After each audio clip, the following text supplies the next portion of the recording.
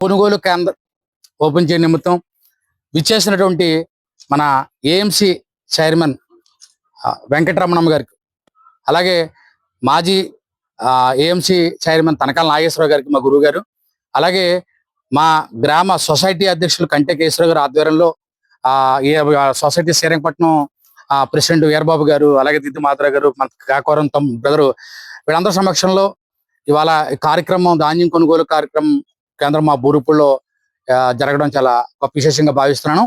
ఈ రోజు మనం ఏమవుతుందో గత ప్రభుత్వంతో పోల్చుకుంటే కనుక ఎన్డీఏ కూటమి అధికారంలోకి వచ్చిన తర్వాత ఏదవుతుందో బలరామకృష్ణ గారు కావచ్చు, బొడ్డు గారు స్నేహాస్తంతో ఇవాళ కూటమి ఆధ్వర్యంలో సొసైటీ ప్రెసిడెంట్ గా మా కేశవరావు గారు ఎంతో అనుభవించినటువంటి కంటే కేశవరావు గారిని మేము కూటమి తరపున ఎన్నుకోవడం కూడా మేము శుభపరిణామంగా భావిస్తూ, ఎందుకంటే గత ప్రభుత్వాలు రైతులకి సరైన గిట్టుబాటు ధరని కల్పించడంలో కూడా విఫలం అవడం, అలాగే ధాన్యం కొనుగోలు చేసిన తర్వాత సక్రమ పద్ధతిలో డబ్బులు వేయడంలో కూడా ప్రభుత్వం గతంలో విఫలమైంది. ఎందుకంటే నెల 2 నెలలు పట్టినా కూడా ధాన్యం కొనుగోలు చేయడమే తప్ప డబ్బులు ఇచ్చేవాళ్ళు కాదు.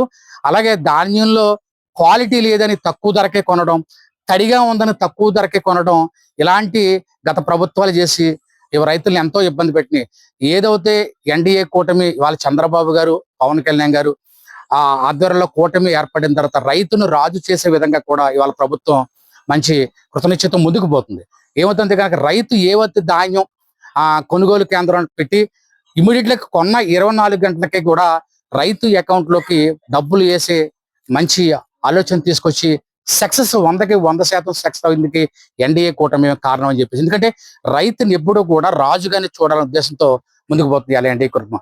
ఇవాళ ఏదవుతుందో ప్రజలు ఎన్నో ఇక్కడ తడి ధాన్యాలు కూడా క్వాలిటీ తక్కువ ఉన్న ధాన్యం కూడా గమనికొని రైతుని ఏదైతే ఎవరైతే గత ప్రభుత్వంలో రైతులు పలానా మిల్లుకి తోలదామంటే వాళ్ళకి నచ్చిన మిల్లుకే తోలడం, ఇబ్బందులు పడటం ఇవన్నీ జరిగాయి. కానీ ఇప్పుడు రైతు ఏదైతే కోరుకుందో ఆ మిల్లుకే కావాలంటే కనుక అక్కడే కూడా ఏర్పాటు చేసి అక్కడే కొన్నిలా కూడా ఏర్పాటు చేయడం అని కూడా ఎన్డీఏ కూటమి యొక్క ఇది ఎంతో గొప్ప విజయంగా భావించాలి.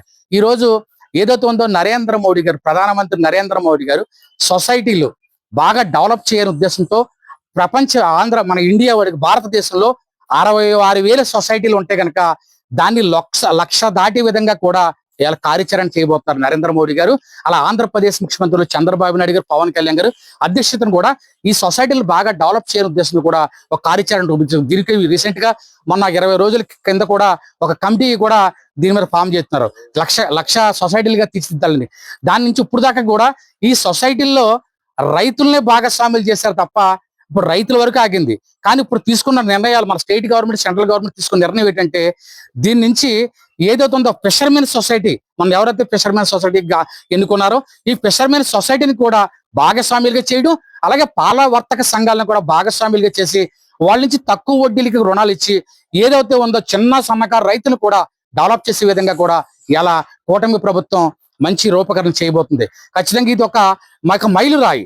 ఎందుకంటే సొసైటీలు బాగుండి సొసైటీలో రైతుల్ని కనుక చేస్తే, ఎందుకంటే ఇవాళ తక్కువ పంటలు అంటే ఇవాళ వరి వీటి మీద కాకుండా ఉన్న వేరే పంటల మీద కూడా పండించి రైతుల దగ్గరే కూడా సొసైటీలో కొనుగోలు చేసేలా కూడా వీళ్ళ కార్యాచరణ తీసుకొస్తుంది. ఖచ్చితంగా ఇది ఒక 6 నెలలో, ఒక 8 నెలల్లో కూడా ఈ ప్రక్రియ వస్తుంది.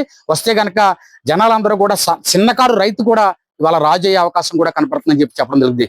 ఈ రోజు మీరు చూసుకున్నట్లయితే ఎవరైనా కానీ ఇవాళ సొసైటీ నుంచి మనం రోడ్డు మీద సంబంధించిన సైట్లు ఏదైనా ఉంటే కనుక పెట్రోల్ బంకులు కావచ్చు, అలాగే చార్జర్ సంబంధించినటువంటి ఈ వెహికల్స్ ఇప్పుడు రీసెంట్ గా పెరుగుతున్నాయి కూడా, ఈ ఎలక్ట్రికల్ చార్జర్స్ కార్లు వస్తున్నాయి. ఖచ్చితంగా చార్జర్ సంబంధించినటువంటి ఎక్విప్మెంట్ సంబంధించి దాన్ని పెట్టుకోవాలంటే కనుక మిషన్ గట్ట సొసైటీ లోన్ ఇస్తుంది. దాని సబ్సిడీలు కూడా చాలా ఎక్కువగా ఉన్నాయి. ఖచ్చితంగా రైతులు ఈ వ్యవసాయ నిమిత్తం కాకుండా కూడా మీరు అభివృద్ధి పరంగా కూడా బిజినెస్ పరంగా కూడా అభివృద్ధి చెందాలంటే సొసైటీ ఎన్నో సహకారం చేయబోతుంది. ఖచ్చితంగా ఇలాంటి కార్యాచరణ మనం ప్రజలకి ఇంకా కింద స్థాయి వ్యక్తులు కూడా తీసుకెళ్లి మన సొసైటీలో యొక్క డెవలప్మెంట్ కూడా మీరు చెప్పాలని చెప్పి కోరుకుంటూ ఇంతటి అవకాశం ఇచ్చినటువంటి మా కంటే కేశవరావు గారికి, ఈ నాయకులందరికీ, అలాగే మీడియా మిత్రులందరూ కూడా ప్రత్యేక ధన్యవాదాలు చెప్పుకుంటూ సెలవు తీసుకున్నాను. Thank you.